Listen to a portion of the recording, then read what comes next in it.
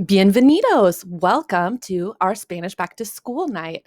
All right, so I am going to keep this video short and sweet. I just wanted you to be able to put a face with the teacher, and we'll go over a few of the info that you would not find in the interactive slideshow. The interactive slideshow is available through Canvas. I can also send it out as an email. But anyway, my name is Profe Herbage. I wish I was meeting with you in person, but this will have to do for now. Please reach out to me with any questions or concerns, and let's go ahead and get started.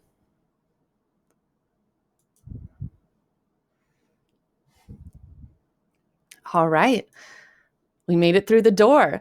This little video is going to cover 7th and 8th grade information. The format is very similar for both classes, but 8th grade is covering a lot more information at a faster pace. For quick reference, in Canvas, I have this whole presentation so students can go ahead and look at the schedule. I would like to direct your eye to where it says homework help. That's from 1:45 to 2:30 for 7th and 8th grade. The code is Herbage. That's it, just my last name. I'm Profe Herbage. We're using the code Herbage.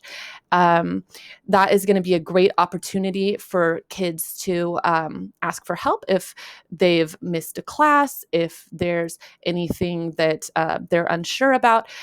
It's also going to be an opportunity for me to poll students. If they're behind on their homework, I'll reach out and direct students to come to that 1:45 homework help session on Tuesdays and Thursdays. Both 7th and 8th grade will have synchronous live classes on our Spanish days, Monday through Thursday.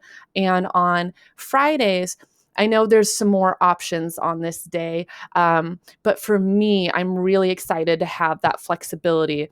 And I'll give you guys notice in terms of what we're going to do. But that flexibility will allow me to be really creative with small groups and different tools that I've been learning about.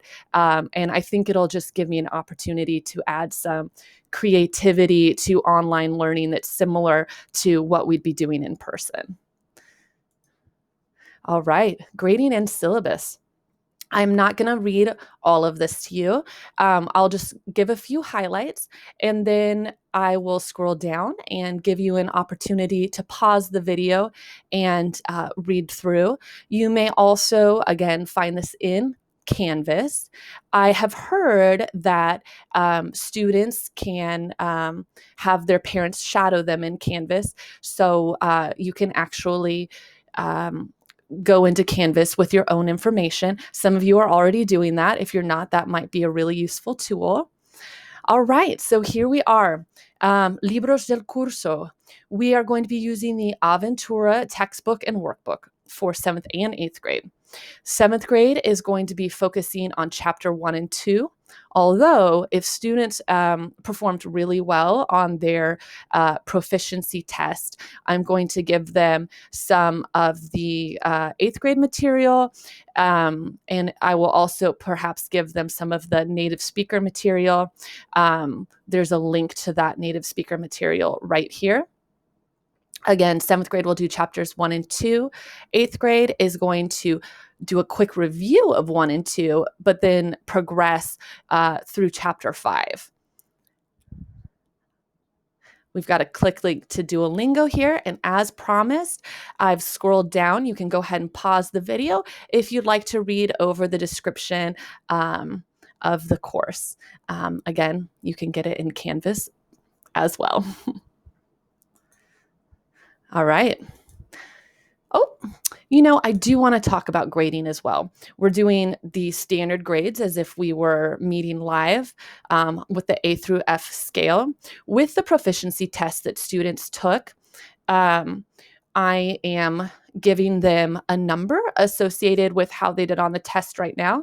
And that number isn't to compare against anyone else. I want them to go to the next level by the end of the year. So we'll have a participation goal. We'll have homework that'll work as work toward part of the grade, but then additionally, each student will have a personal goal of going up one level from where they are right now. About Profe Herbage. Again, I'll give you an opportunity to hit pause. If you haven't seen me at the school before and we haven't had a chance to talk, you may want to read more. I've been with the Beverly Cleary community since 2012 and have just really loved teaching here. I have a passion for Spanish, and I'm really excited to teach your child and share my love of language and culture. All right, I'll leave you to it if you want to pause, and let's get on back. SOS. All right. So a lot of the information here is pretty self-explanatory, but I did want to highlight how I hope to get back to you. The best way for you to reach me is via email, jherbage@pps.net. And if I receive your email by 3 p.m., it'll be my goal to respond to you by the end of the school day. Now, I do want to bring to your attention that as the sole Spanish teacher for Beverly Cleary this year, I do have around 150 students. I'm usually pretty responsive getting back to parents, but occasionally if I'm getting a flood of emails, I might miss someone. So please, if you do not hear from me by the end of the next school day, just resend that email. I really want to be, connecting with families and students and helping as much as possible. So if I didn't respond to you, it's likely that I just didn't see that email. And I look forward to you resending it so that we can catch up and I can assist. Oh, another thing, during the homework help, but also if needed, we can schedule individual Google Meets in which I can get to know kids a little bit better. I only had about 30 of the 7th graders last year. So everybody else in 8th grade Spanish and then all of the 7th graders are new to me this year. So just the students I've had an opportunity to talk with one-on-one and in small groups during homework help or who've arranged a Google Meet with me so far. It's just been so great to hear about what they're interested in, to see where they've traveled. That really makes or breaks this online experience for me, just being able to make those connections with students and see where they're coming from and what they're interested in. So I will be reaching out to students on rotation, but I hope that kids reach out to me as well so that we can build our Spanish community. All right. This is just a quick reference to our main resources that we're using. So the top one is just the Beverly Cleary website. One click to get to Duolingo down here. And this icon takes you to Canvas, which we will model here. Ta-da! Yeah, here's my Canvas. We'll go ahead and get into one of the Canvas classrooms here. So what I'm trying to do is set up information in a really useful manner through modules. So going through modules is going to be the most helpful for students. So if they click on assignments, it might be a little bit less clear. There's 2 pages in Canvas, one home page and then one page with the slideshow. On the home page, they should have a button to click on modules, and that has everything just set up a lot more clearly for students. As you can see here, for last week, I give the date range of the week. I indicate when we have live class and when we don't. This right here is the 7th grade example. And I show what resources that we'll be using that week. And I've outlined pretty explicitly what the homework is. And then I show Friday is not live class time. It's check-in and pre-test. And I have that information below. So yes, please have students go to modules rather than assignments. And I'm hoping that that will provide clarity in terms of how the week is unfolding.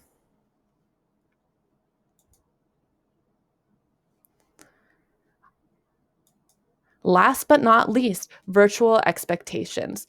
I'm going to have you guys pause if you would like to read over the whole thing.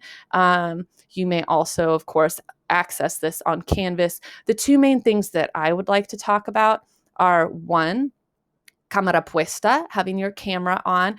If possible, I really want students to be engaged with their camera on.